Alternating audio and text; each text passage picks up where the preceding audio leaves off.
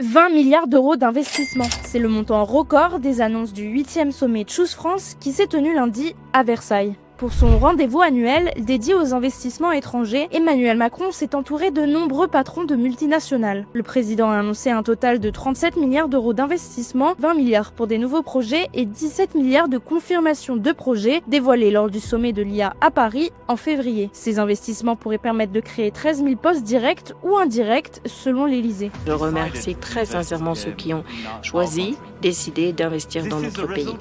Alors, c'est le résultat de travaux collectifs au cours des 8 dernières années. Nous avons réduit le coût du capital afin de favoriser les investissements dans le pays. Nous avons réduit le coût du travail, augmenté la flexibilité, nous avons